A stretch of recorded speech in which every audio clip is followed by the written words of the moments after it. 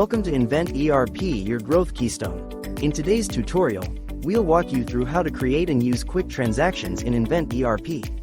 Let's get started. From the home page, click on Quick Links.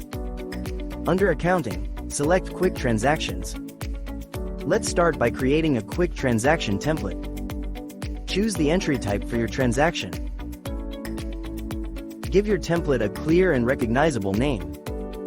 Select the source account. Then choose the target account. If this transaction usually has a fixed amount, you can enter a default amount here. Enable auto post if you want the entry to be posted automatically when an invoice or bill is created.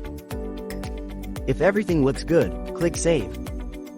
Your template is now created. You can click Create New to add additional templates anytime. Now, let's create a quick transaction using the template. From the Quick Transactions page, you'll see all your available templates. Select the template you want to use. Enter the transaction amount. Click Save. And just like that, your transaction is officially posted. Want to see how this affects your financials? Head to Reporting. Go to Financial Reports. Open Profit and Loss. Under Expenses, you'll find your quick transaction reflected instantly.